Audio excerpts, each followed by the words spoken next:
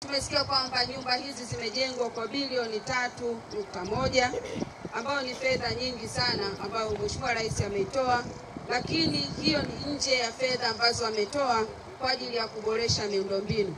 Hapa kwenye kila nyumba ambayo tumepita tumekuta maji yanatoka, lakini pia barabara zimechongwa vizuri, na sio hivyo tu, tumeona na miundombinu mingine kama shule ya Queen Sendiga ambayo mwenyekiti na kamati yako mmepita na mmekagua.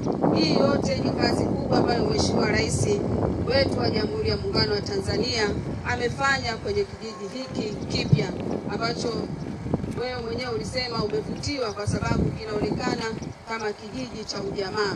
Na haya yote ni maono ya Mheshimiwa Rais na upendo wa Mheshimiwa Rais. Tunamshukuru sana. Umeme upo, huduma zote zipo. Maji yamekuja. Shule ipo.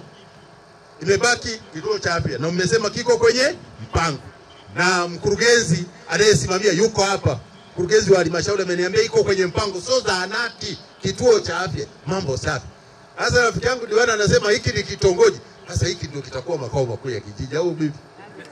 Hapa ndio makao makuu ya kijiji au vipi jamani? Panapendeza na watu wengi watakuwa wanakuja huku kufanya hata utalii kujionea. Sasa nyumba 109. Shule na wanafunzi 600 na kitu. Mambo safi.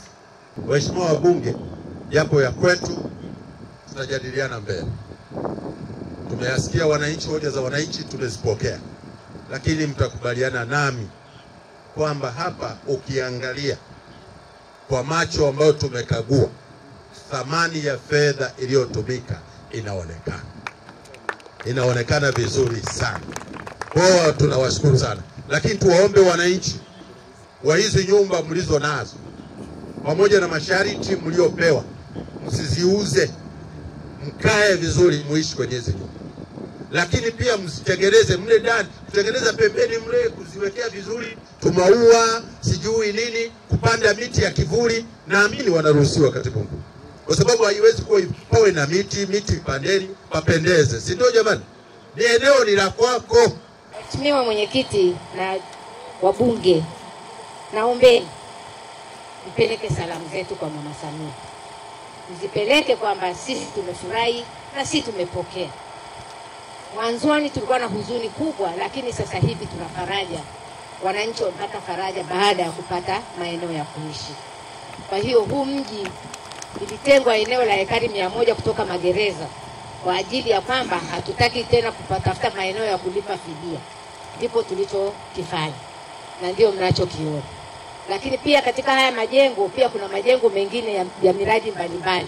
Kwa hiyo wale watakaohamia hapa au waliohamia hapa watapata maeneo ya kufanya biashara pia. Tulikuwa tuna majonzi sana. Kweli kama tusingepata msaada nadhani wengi tungekuwa bichaa. Kwa sababu wengi tuliathirika, manyumba iliisha. Lakini tunamshukuru Mheshimiwa Rais kwa kutuona, kwa kutusaidia. Kwa hiyo tunashukuru sana pia nyinyi mliotutembelea. Karibuni sana. Sasa hivi tuna faraja nyingi.